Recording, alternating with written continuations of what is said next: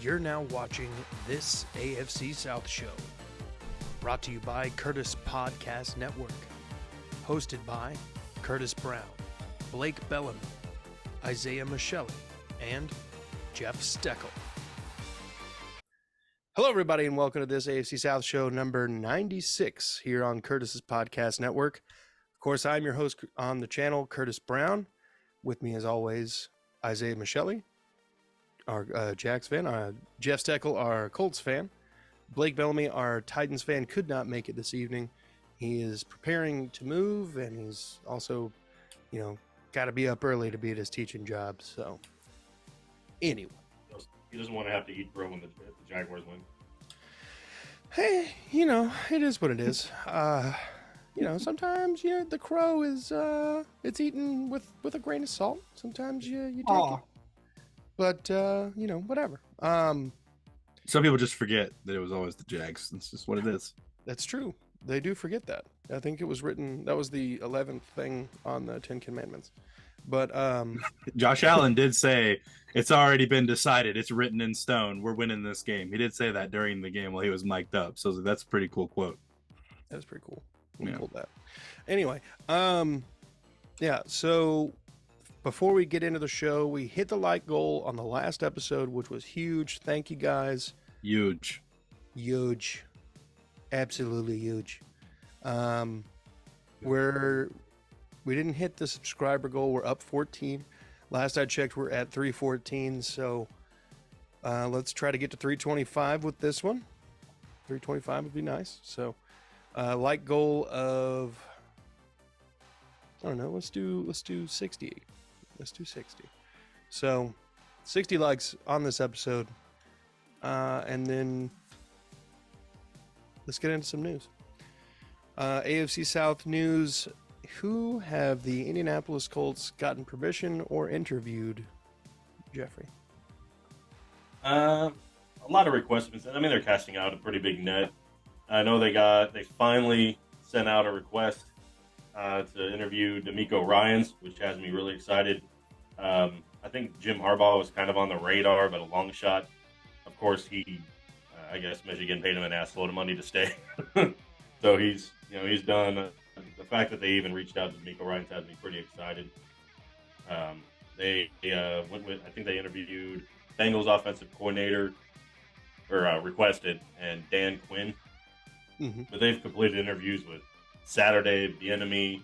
Like they're pretty much interviewing almost every coordinator they can get a hold of. So right now it's just, I think they're just doing their due diligence, making sure, hopefully get the right guy.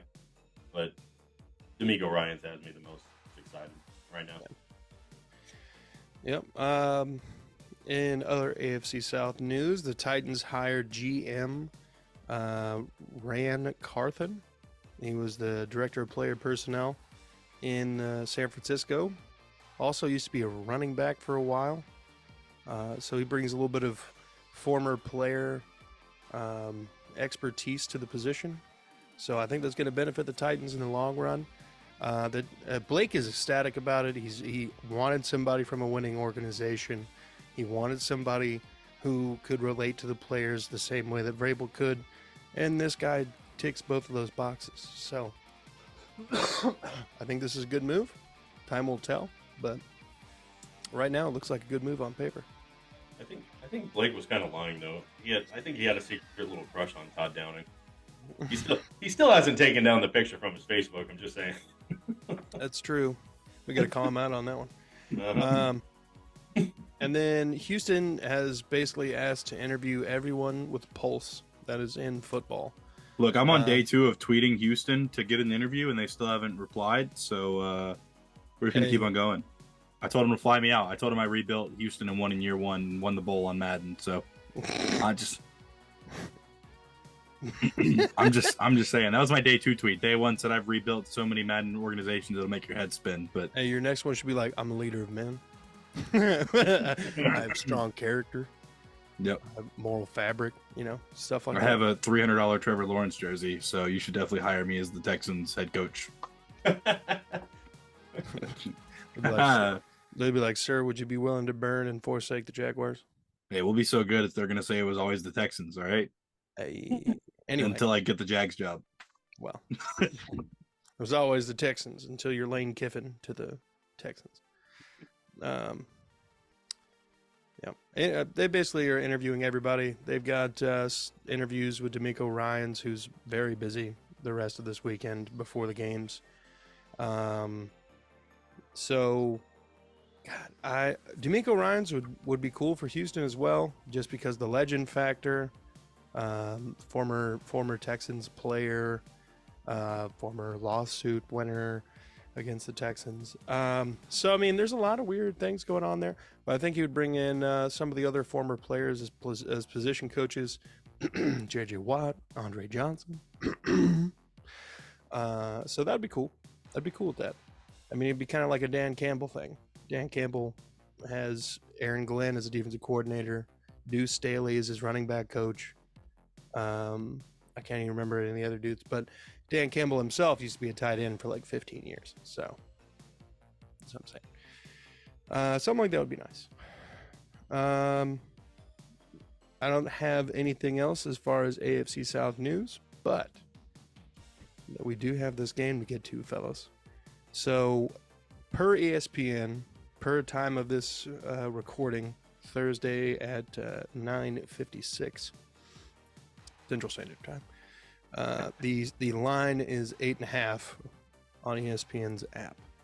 I'm sure that there are betting apps out there with different lines, probably higher for Kansas City. But I think this could, in theory, turn into a dogfight. This is two quarterbacks who I think could potentially put together a very explosive offensive output. The wide receiver room for both of these teams is, prior to this season, I would say unheralded, because nobody's really talking about, these guys in a flattering way. I mean, Juju Smith-Schuster came to the Kansas City Chiefs with his tail between his legs, essentially, trying to prove himself. You got Mecole Hardman, who's trying to play for a contract somewhere else. The Jags bring in a bunch of people: Christian Kirk, Zay Jones, Evan Ingram. They've all produced beyond what they were anticipated to do so. So I think that's what we're going to have here, an offensive battle.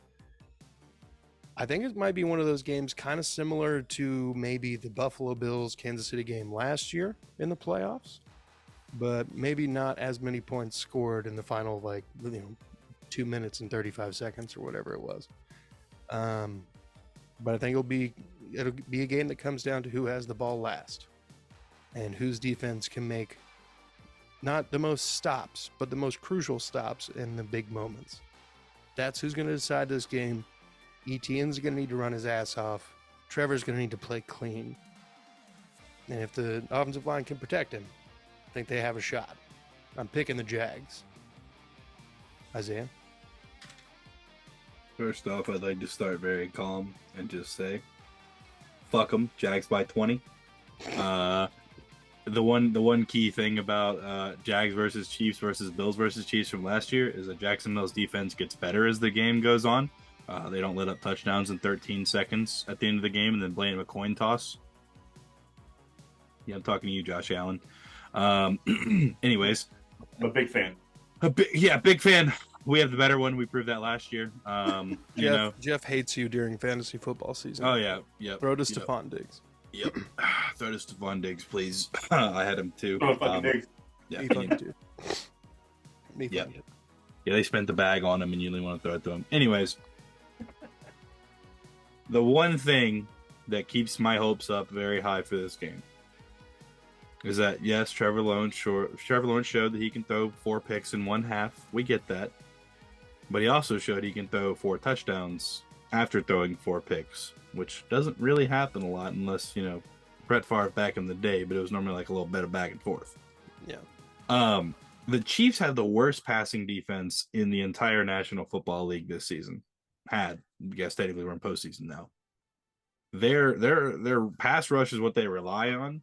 If we can move the pocket and keep Chris Jones at bay, close, good enough. He only has maybe 1 sack in the game. Hopefully not that many, but 1. Trevor Lawrence is going to dice up that secondary. They are absolutely atrocious. They let up 33 touchdowns this year. There was some spotty officiating that led to a couple of those picks last week, but we're not going to go too deep into that one. Joey Bosa was really mad after the game about the officiating, but it definitely went both ways. But whatever. Hopefully, we can't try and fight back from behind this week. We can't have turnovers.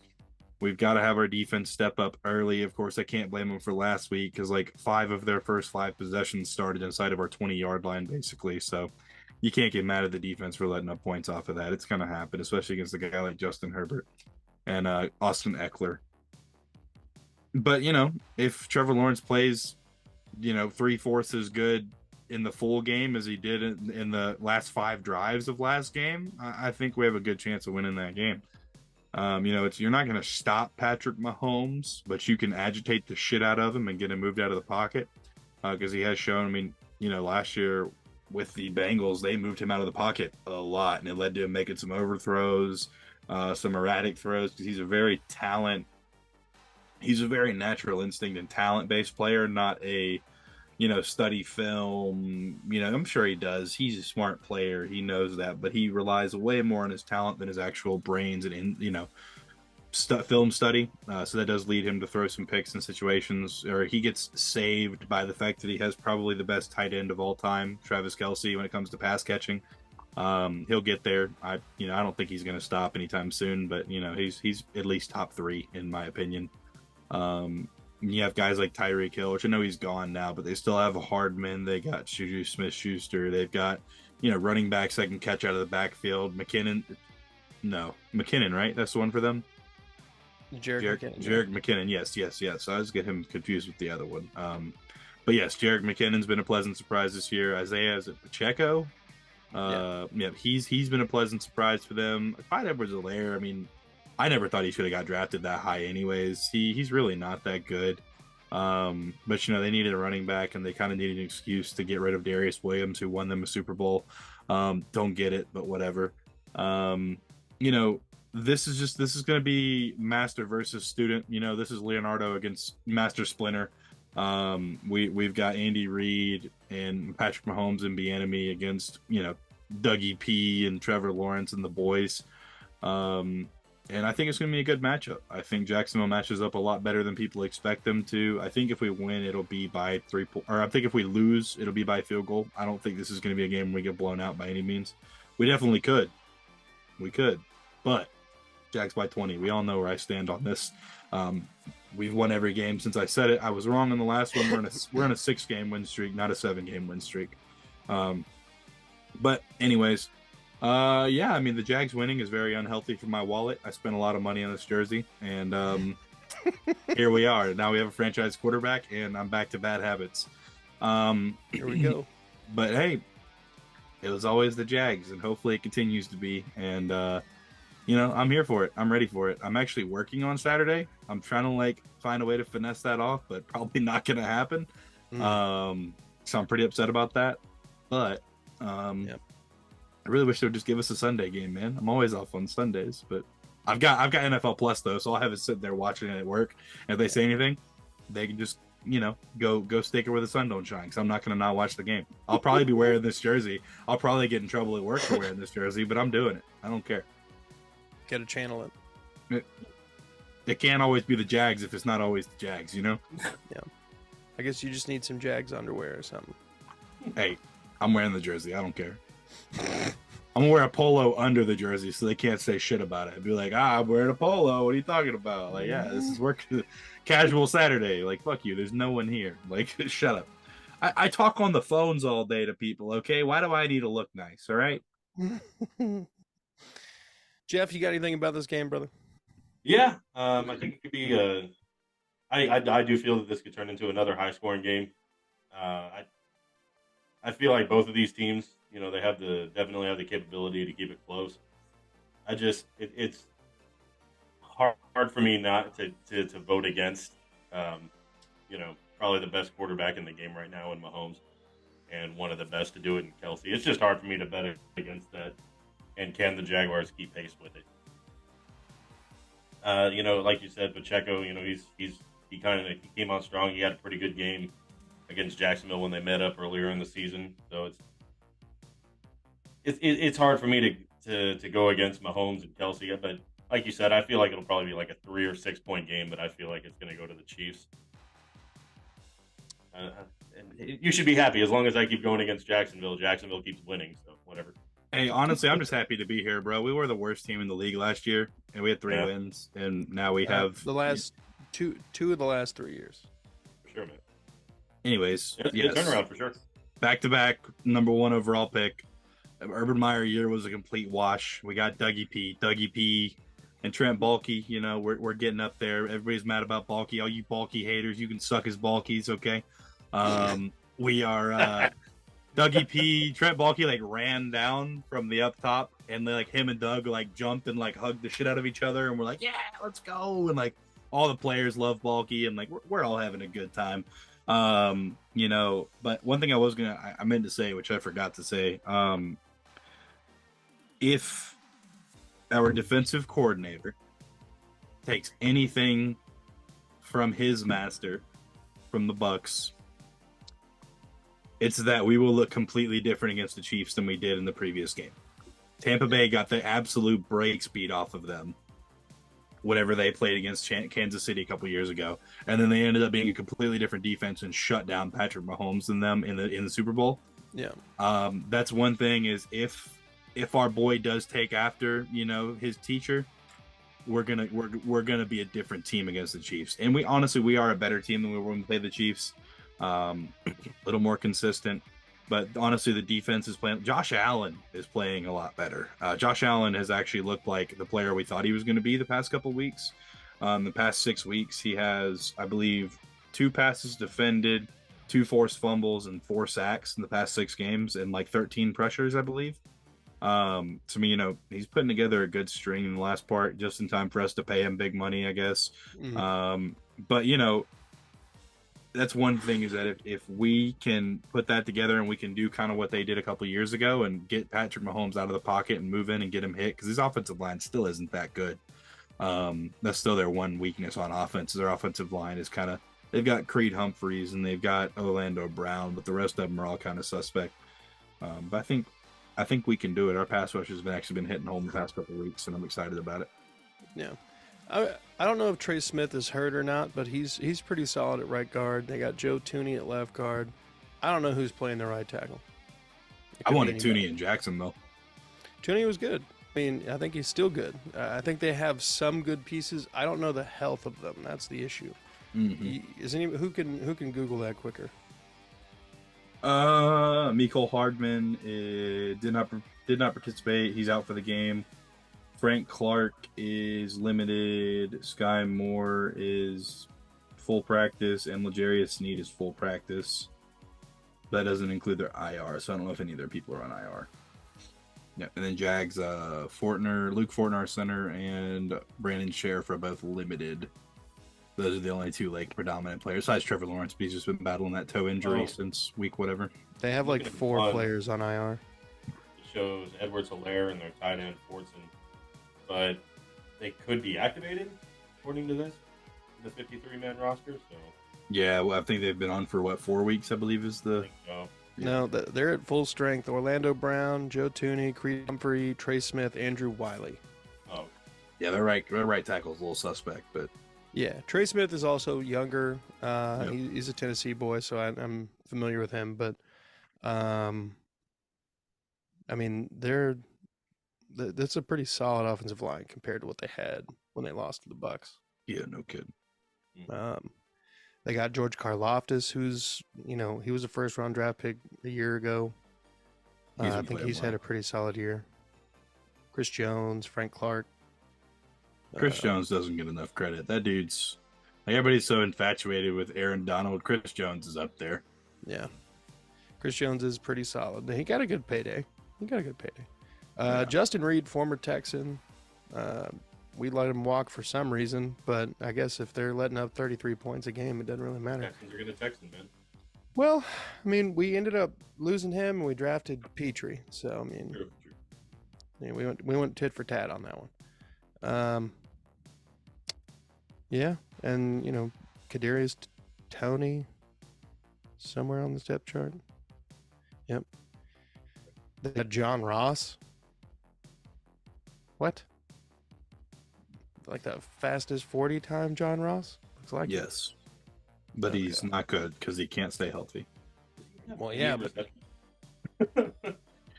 I don't even know that he's broken 1,000 yards in his career, and he's been in the league for like 10 years.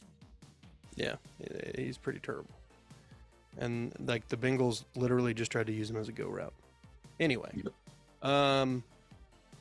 so with all that, I mean, I think that kind of just measures into my entire take. I think the Jacksonville Jaguars have to play as close to a perfect game as possible to get a W. I'm not saying it's impossible because they played a perfect half. So, I mean, you just got to do from the opening kick to the final buzzer. You got to do it the way that it's been taught and practiced, and you can go out there and get a W. It's not impossible. They're only humans. People make mistakes, capitalize on them. That's how Houston got a 24-point lead on them, but they were perfect for only the first first quarter and 3 minutes. The rest of the game collapsed. The Titans the same way in the AFC Championship game. In a way, I was just looking back at the stats for the Chiefs and Colts. I don't know how the fuck the Colts won that game. Yeah. Like they didn't get any pressure on Mahomes. I think they got like one sack. All the stats lean to the Chiefs probably should have won the game. I would have said to emulate that because they only put up 17, but it's like I don't know how they won. Yeah. Well, I mean, basically, this is a revenge game for the AFC South. Yeah. If anybody, and I know nobody really has the allegiance to divisions like that in the NFL, but in college football, some people just like once their team's out of like the playoffs, if the SEC's got a team in it, they're rooting for them because it makes the conference look better. That's what I'm doing. I'm pulling for the Jags. Avenge the Texans and avenge the Titans. And then drag our sorry carcasses across the damn finish line. So, go Jags. Anyway, folks, we will be having, what is it? Tighten Up Tuesday. We are Texans Wednesday. Duval Thursdays. And For the Shoe Fridays. That will happen after our final Super Bowl coverage, but we're going to take probably about 2.5, 3 weeks off, and we'll come back probably maybe just before the start of the new league year with those shows. And then once a month, we will be doing this AFC South show collectively and just kind of having a good time with it. So something to look out for. Hit the like button, hit the subscribe button. We got a goal of, what did I say? 50? 60? 60 like goal. Let's get to 325 subs. Isaiah, Jeff, thanks for being on here. Folks, thanks for watching. Be good people.